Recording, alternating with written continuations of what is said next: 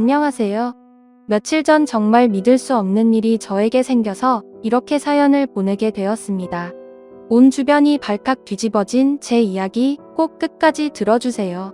사실 저는 나이 36살이라는 늦은 나이에 변호사가 되었어요.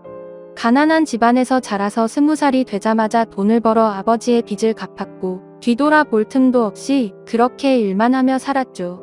하지만 가진 것 없고 하루 먹고 하루 사는 저희 가족에게는 빼도 힘도 없었습니다. 하청업체에서 일했던 아버지가 산업재해로 큰 사고를 당했지만 상대 쪽의 변호사와 법쪽 인맥으로 제대로 된 보상 하나 받지 못한 채 억울하게 아버지는 생을 마감하셨습니다. 너무나 답답하고 화가 나서 잠을 이룰 수 없는 밤이 계속되었고 저에게 남은 희망이라고는 제 몸뚱이뿐이었습니다. 어쨌든 여기서 주저앉을 수는 없었고 어떻게든 살아서 그놈들이 다시는 우리 집안 무시하지 못하게 일어나야 했어요. 하지만 제가 해봤자 뭘 더 해보겠습니까? 고졸 출신의 막노동 일을 하고 아무것도 없는 제가 세상에 소리쳐봤자 나아지는 것은 하나도 없었어요. 어느 날 일을 하고 있던 도중 막노동 반장님이 제게 묻더라고요. 자네는 나이도 어린데 공부도 해볼 생각 없는가? 돈은 나중에도 벌면 되지만 공부라는 게 때가 있어서 때를 놓치면 무진장 고생하는 거야. 기회 있을 때 공부는 빚을 내서라도 해보게. 내가 자네 나이로 돌아간다면 반드시 공부를 할 거야. 생각해봐. 여기서 달에 300만 원 받아봤자 1년이면 3,600만 원인데 40살, 50살 처자식이 생겨도 이렇게 번다고 생각하면 막막하잖아. 그러니까 내 말 잘 새겨들어. 저는 반장님의 조언에 머리를 한 대 맞은 듯한 충격이 왔습니다. 반장님의 그 한마디는 제 인생을 바꾸어 놓기 충분했어요. 아버지가 사망함으로써 제가 갚아야 할 빚은 그래도 어느 정도 사라진 상태였고 젊음이 있었기에 모든 걸 던지고 공부를 시작했습니다. 고작 고등학교 졸업한 제가 일단 처음으로 해야 할 것은 대학을 나와야 하는 것이었어요.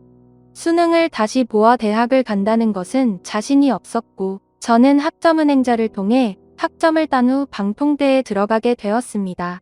그곳에서 학사학위를 받았어요. 우연한 계기로 행정법과 정부의 행정이라는 강의를 수강했는데 그때부터 사회에 대한 관심이 생겼던 것 같아요. 모르면 당하는 게 오늘의 사회구나. 그래, 공부하고 법을 알아서 내 자신을 보호할 수 있어야겠다고 생각한 저는 4년제에 들어가서 공부하고 싶은 욕심이 생겼고 편입이라는 제도를 알아보게 되었습니다. 법학과에 입학하겠다는 그 신념 하나로 1년 동안 고시원에 틀어박혀 공부만 했어요.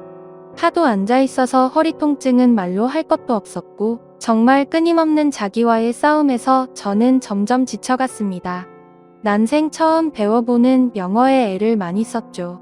그래도 1년간 14시간씩 밥 먹을 시간 빼고 공부만 하니까 멍청한 저도 되긴 되더라고요. 합격을 했습니다. 법학과에 당당하게 들어갔고 그렇게 저는 정말 하루하루를 최선을 다해 살았어요. 뒤늦게 시작한 대학 생활이었지만 너무 행복했고 정말 벅찼습니다. 이제야 인생다운 인생을 사는 듯한 기분이 들었어요.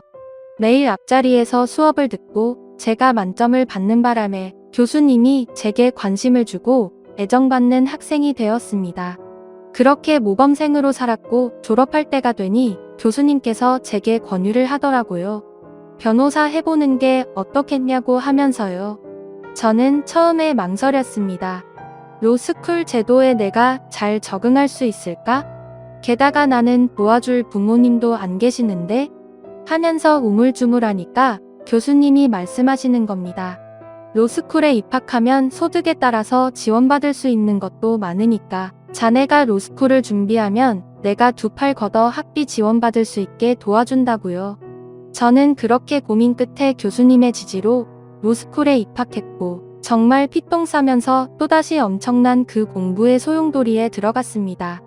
편입 공부할 때와는 비교도 안 될 정도로 극강의 난이도였고 치열한 경쟁 속에서 저는 정말 점점 시들어졌습니다. 그래도 사회생활도 하고 막노동을 한 경험 때문인지 그나마 공부가 편하다는 생각이 들더라고요. 이 악물고 공부하니까 멍청한 저도 그곳에서 1등을 한 겁니다. 1등을 하니까 욕심이 생기더라고요. 법무팀의 변호사로 들어가 돈과 경험을 쌓고 판사 임용 도전을 해봐야겠다 하고요.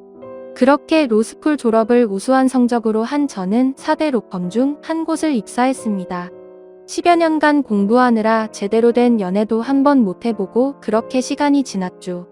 회사에 들어가 보니까 다들 바쁜 와중에 놀 거 다 놀고 연애도 하더라고요. 젊음은 서글펐습니다. 내 젊음은 어디로 간 걸까? 나도 연애가 하고 싶다. 외롭고 고독한 감정이 올라왔어요. 그렇게 우울해할 무렵 로펌에 근무하던 여비서가 제게 말을 거는 겁니다. 변호사님, 제 친구의 친구랑 소개팅 해보실래요? 이쁘고 엄청 착해요. 애가 마음씨도 참 곱고 한번 받아보세요. 변호사님도 연애하셔야죠. 라고 하면서 제게 권유를 하는 겁니다. 솔직히 외로웠었기에 마다할 이유가 없었어요. 그렇게 저는 미끼를 덥석 물었고 비서를 통해 한 여자와 소개팅을 했어요. 그 여자는 학교를 졸업 후 개인 사업을 준비하는 사람이라고 하더라고요. 처음 만남부터 그녀는 제 마음에 쏙 들었습니다. 너무나 아름다웠고 말 한마디 한마디가 제 마음을 살살 녹였어요. 제가 그동안 외로운 탓도 있었지만 그래도 오랜만에 소개팅에 마음이 잔뜩 들떠 있었죠. 그렇게 저는 적극적인 대시로 그녀와 사귀게 되었습니다. 저는 나이도 있었고 얼른 가정을 꾸려서 외로움을 극복하고 싶었기 때문에 그녀에게 청혼을 했어요. 그런데 청혼과 동시에 그녀에게 아이가 생겼다는 것을 알게 되었고 저는 깜짝 놀랐습니다. 행복해서요. 사실 피임을 했는데도 갑작스러운 임신에 당황했지만 그래도 나이가 있었고 혼전 임신은 어떻게 보면 선물과도 같은 것이었기에 그녀와의 결혼을 바쁘게 준비했습니다. 저는 아이를 보러 가기 위해 그녀와 손을 잡고 동네에 있는 산부인과에 갔어요. 그녀는 태동이 느껴진다고 하며 웃었고 산부인과에서 선생님은 아이가 잘 크고 있다면서 말씀해 주셨어요.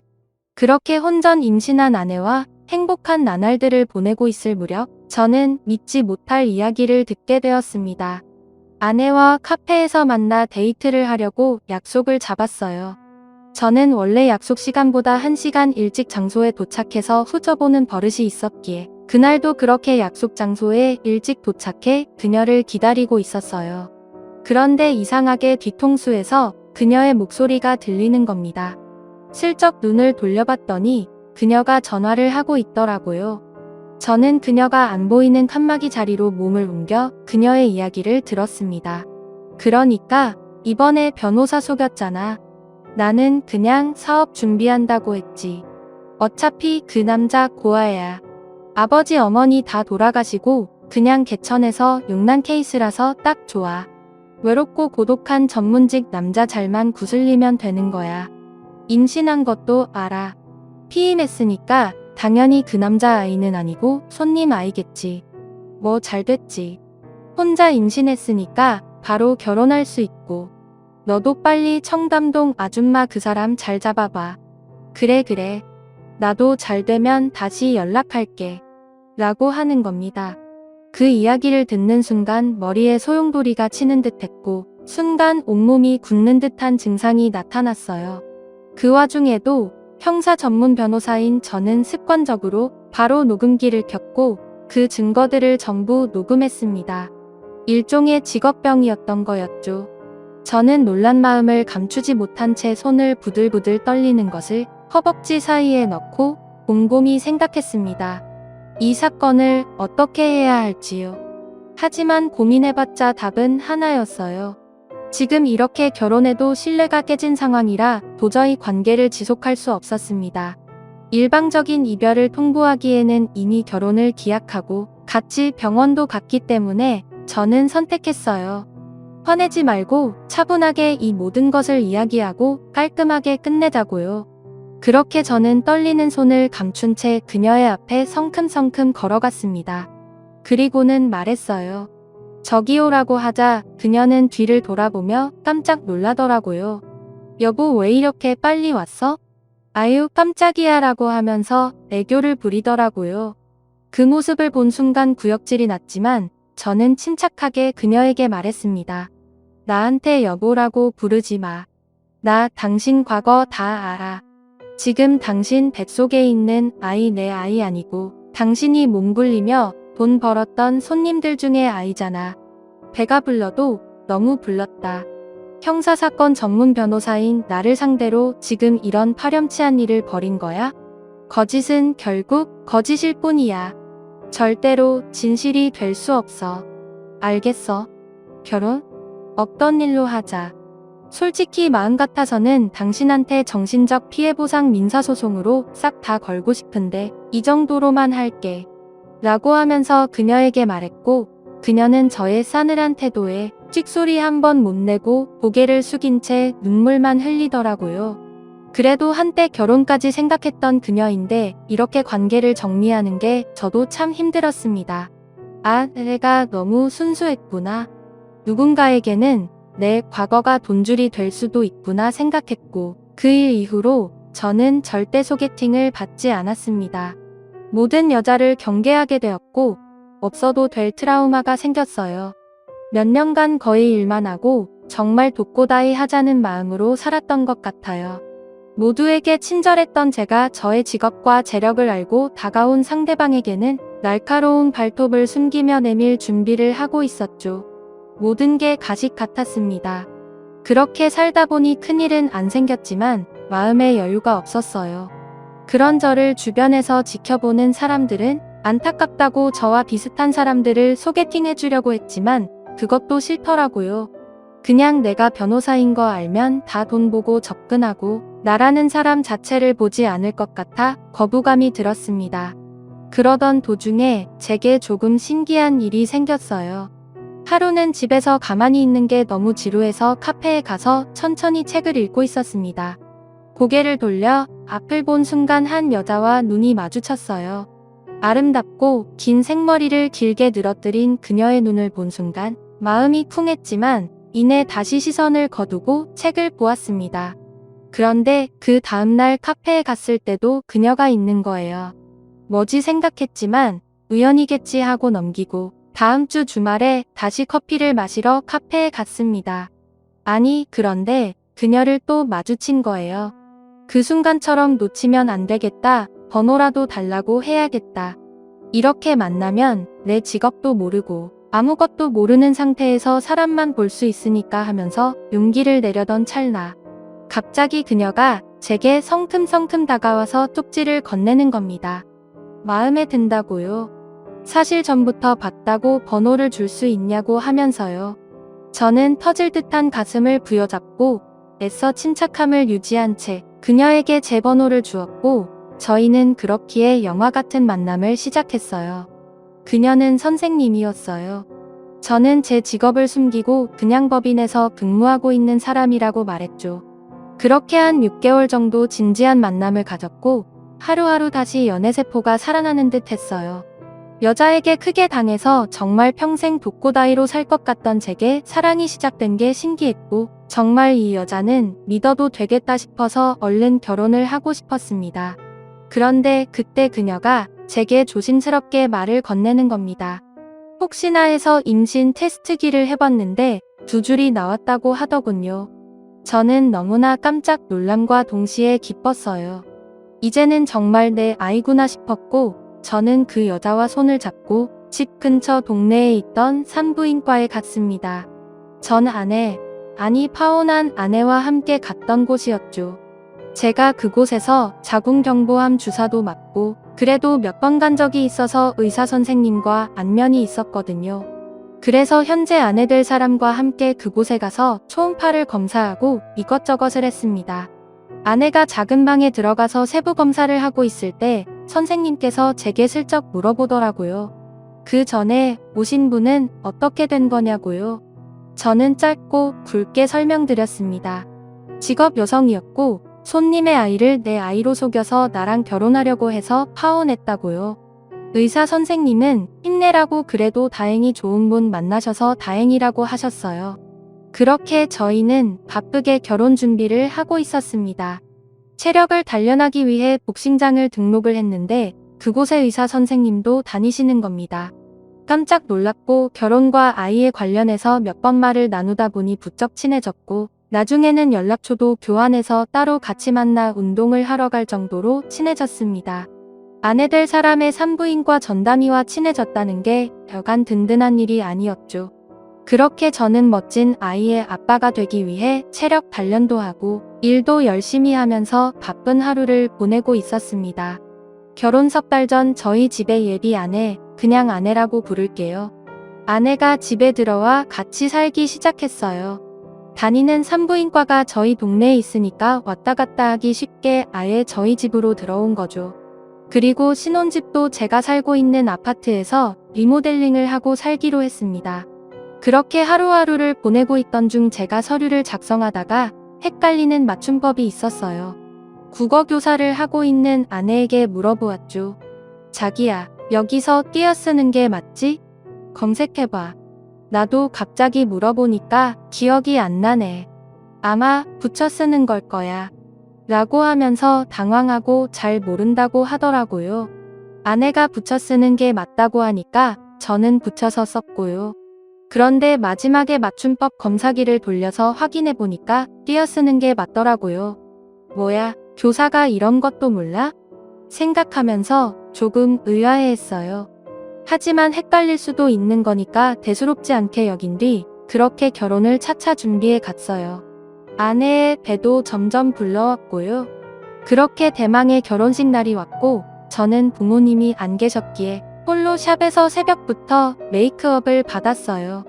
신랑과 아내 집안이 같은 샵에서 받으면 이혼한다는 소리가 있다고 하길래 저 혼자 쓸쓸하게 메이크업을 받으러 갔죠. 아무래도 여자들은 준비하고 드레스 입는데 시간이 오래 걸리니까 저 먼저 식장에 도착해서 이것저것들을 확인하고 있었습니다. 제가 근무하고 있는 법무팀 사람들이 다 오기로 했기에 더욱더 긴장이 되었어요. 뭐 잘못된 것은 없나 살펴보고 있었습니다. 발걸음을 일찍 하신 하객분들께서 1명, 2명씩 들어오셨고 저는 그분들에게 인사를 하며 손님을 맞이하고 있었습니다. 워낙 일찍 도착해서 미리 준비하는 게 습관이라 결혼식에서도 그런 제 태도가 드러난 거죠. 이렇게 미리 도착해 긴장을 달래고 있을 무렵 굉장히 양아치 같은 사람들이 식장으로 들어오는 겁니다. 제 하객은 아니었고 아내 쪽 손님이었던 것 같아요. 어디 강남바닥에서 놀 것 같은 검은색 가죽 자켓에 스모키, 화장을 진하게 한 여자들과 소매와 목 사이로 보이는 문신들이 있는 덩치가 산만한 남자 3명이었어요. 저는 다른 하객들을 맞이하는데 그 무리가 저를 보면서 막 웃고 자기들끼리 무슨 이야기를 하더라고요. 그때 아내가 도착했고 아내는 그들을 보면서 깜짝 놀라더라고요. 야, 내가 오지 말라고 했잖아. 아, 진짜 너네들 때문에 미치겠다. 야, 의가 빠지면 섭하지. 우리가 밑바닥에서 같이 보낸 세월이 얼마인데. 우리 둘 중에 지금 제일 공사 잘 쳐서 시집가는데 그 모습 생생하게 두 눈으로 기억해야 우리가 자격받아서 너처럼 되지 않겠어? 우리 네 신랑한테 말도 안 할 거니까 긴장 풀어라. 우리 그렇게 못된 사람 아니에요? 라고 말하더라고요. 얼굴 표정이 잔뜩 굳어진 와이프는 다시 이내 표정을 고쳐잡았습니다. 뭔가 상황이 이상했지만 그래도 지금 뭐 어떻게 할 수가 없었기에 찝찝한 마음을 감추고 다시 몰려오는 하객분들을 맞이했어요. 회사 사람들도 전부 왔고 다들 독고다이 한다고 그렇게 노래를 부르더니 아니었다고 하면서 제 어깨를 두들기며 놀리셨고 저는 그 덕분에 긴장이 풀렸죠. 시계 진행이 코앞으로 다가왔을 무렵 저기 멀리서 산부인과 의사 선생님이 들어오시는 겁니다. 같은 복싱을 다니면서 부쩍 친해졌고 그래서 제가 청첩장을 드렸거든요. 그런데 그 의사분의 얼굴 안색이 너무나 안 좋으셨어요. 그분께 다가가니 그분이 갑자기 제 팔목을 잡으며 말하시는 겁니다. 변호사님 지금 바쁘시죠? 다름이 아니라 꼭 전해드릴 말이 있는데 잠시만 시간을 좀 주실 수 있으세요? 라고 하면서 저를 비상계단 쪽으로 데려가는 겁니다. 저는 회사 동생에게 자리를 맡기고 이야기를 하러 갔죠. 선생님 왜 그러세요? 숨 좀 고르고 말해보세요. 라고 하니 그 의사분이 믿지 못할 이야기를 꺼내는 겁니다. 아니 변호사님 전 아내분 그러니까 그 직업 여성인데 직업을 속이고 변호사님께 접근한 그 여자랑 지금 아내 되실 분이랑 아는 사이예요. 놀라지 말고 들으세요. 변호사님 그 여자 카페에서 만난 거죠? 그것도 전부 계획된 만남이었어요. 변호사님과 파혼한 그 여자가 자기 술집 동생을 시켜서 변호사님이 자주 가는 카페에 출몰하게 했고 변호사님의 번호를 딴 거예요. 제가 그걸 어떻게 알았냐면 여기 핸드폰 좀 보세요. 라고 하면서 제 아내의 핸드폰을 건네더라고요.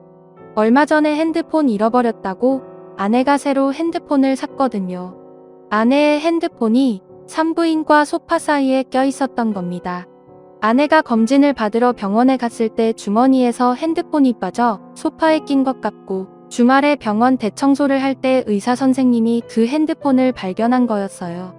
핸드폰 주인을 찾아주려고 했는데 일주일이라는 시간이 지나서 그런지 연락이 안 와서 그 핸드폰 잠금을 풀어서 어디에 팔려고 했대요. 공장 초기화를 해서요. 그러다가 컴퓨터를 잘 다루시는 원장님께서 아내의 핸드폰을 컴퓨터에 연결해서 잠금을 풀었는데 그게 판도라의 상자였죠.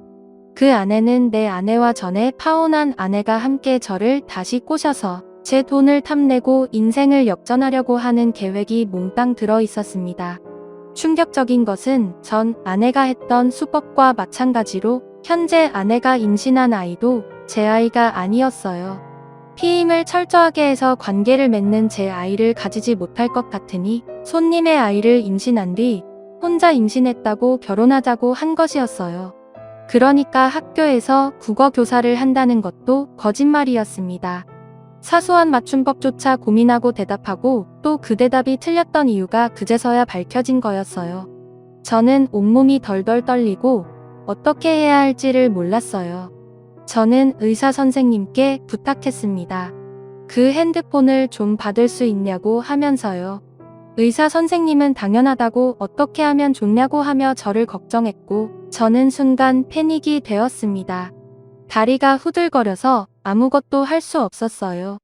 결혼식장에서 뛰쳐나가야 하나 그러면 내 회사 동료들은 어떻게 하고 아내한테 지금 전부 말하고 화를 내야 하나 그럼 결혼식 진행은 어쩌지 오만 가지 생각이 들었습니다. 비상계단을 나와서 정말 죽은 사람처럼 얼굴이 새파랗게 서 있으니 제가 다니는 로펌 대표분께서 제게 다가와 말하더라고요. 무슨 일이야 결혼식 전에 이렇게 긴장해서 어쩌려고 많이 떨리지 하고 나면 아쉬운 것밖에 생각 안 나니까 최대한 즐겨라고 하더라고요. 저는 조심스럽게 말했죠. 대표님 이것 좀 보세요 라고 하면서 아내의 핸드폰을 건넸고 그 안에 있던 정말 충격적인 모든 계획과 내용들을 보여줬어요. 대표님, 저 지금 결혼식장 뛰쳐나가는 게 맞습니까? 아니면 끝까지 진행하고 고소하는 게 맞습니까? 저쪽에 저 가죽 입은 무리들 보이시죠? 저 사람들이 아내랑 같이 가게에서 일했던 직업 여성 남성들이랍니다. 소름이 끼쳐서 지금 뒤통수가 얼얼해서 무엇을 할 수도 없을 것 같아요 라고 하자 대표님은 최 변호사 어쩌나 걱정하지 말게나 일단식은 진행시켜 그리고 뒤에 싹 다 폭로하고 고소 진행하자. 내가 로펌 사람들한테는 말할 테니까 자네는 걱정 말고 일단은 자네 친지 쪽도 왔으니 진행시킨 뒤에 해보자고. 저는 그렇게 굳은 표정으로 식을 진행시켰습니다. 그리고 사람들 식사까지 끝난 뒤 저희 로펌 사람들과 함께 아내에게 찾아가 말했습니다. 당신 김현지랑 아는 사람이지? 나랑 예전에 결혼하려고 했던 여자 내가 모를 것 같아? 당신 딱 걸렸어. 그쪽 어깨는 형사 전문 변호사가 무섭지도 않나 봐. 이게 얼마나 큰 범죄인지 모르지? 라고 하자 그녀는 닭똥 같은 눈물을 흘리며 말하더라고요. 무슨 소리야 자기야 나 선생님인데 도대체 무슨 말을 듣고 나한테 이래? 라고 하는 순간 갑자기 아내의 업소 동료들 가죽 잠바 무리들이 달려와 말하더라고요. 저희 같은 학교에서 근무하는 사람들이에요. 업소 사람이라뇨? 무슨 소리를 하는 거예요? 라고 하자마자 저희 로펌 대표님이 아내의 핸드폰을 들이밀며 말했습니다. 너네 강남에서 근무하는 업소 사람들이잖아. 우리 그쪽 경찰 형사들 잘 아는데 단속 한번 돌려서 너네 인생 망하게 해줄까? 여기 핸드폰에 너희들이 몸 굴려서 돈 번 거 다 나오는데 이거 형사 쪽으로 넘어가면 어떻게 되는지 알지? 최 변호사를 상대로 작업을 해? 딱 기다려. 우리가 아주 법의 따끔한 맛을 보여줄 테니까. 라고 말을 했고 그 사람들은 얼굴이 굳어서 아무 말도 하지 못했어요. 결국 제가 속한 변호사 회사 사람들의 총력을 기울여 그 여자에게 형사, 민사 소송 그리고 각종 소송들로 그녀에게 복수를 했고 아내와 함께 근무한 그 사람들도 관련법 위반 혐의로 경찰에 증거를 남겨 그놈들 전부 재판장에 서게 되었어요. 파혼한 전 아내 그리고 아내가 될 뻔한 현 아내 모두 결국 제 앞에서 용서해달라고 두 손을 싹싹 빌며 용서를 빌었지만 저는 가차없이 거절했습니다. 결국 그 사람들 모두 벌금형의 위자료로 돈을 물어주게 되었고 집행유예 경력이 있었던 전 아내는 결국 동일 범죄로 인해 감옥에 들어가게 되었습니다.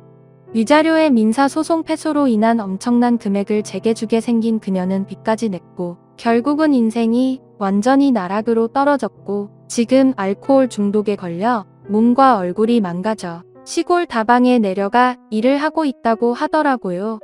정말 너무나 시원했지만 어찌됐건 이런 일이 저에게 생겨 너무나 마음이 아팠습니다. 회사 사람들 모두 저를 안타깝게 봤고 도움 준다고 좋은 사람들 고르고 골라 저에게 소개시켜줬어요. 그 사건으로 3년이 흘렀을 때 저는 회사 사람들이 소개시켜준 같은 변호사분을 만나 지금은 결혼을 했습니다. 지금 생각해도 아찔하고 끔찍한 제 경험이었네요. 정말 변호사한테도 이렇게 작업을 치는데 법을 잘 모르는 분들에게는 그런 업소 사람들이 얼마나 사기를 치고 자신의 신분을 위조할지 상상이 안 가네요. 씁쓸하지만 이렇게 험악해진 게 요즘의 현실인 것 같습니다. 제 사연을 읽어주셔서 진심으로 감사드립니다.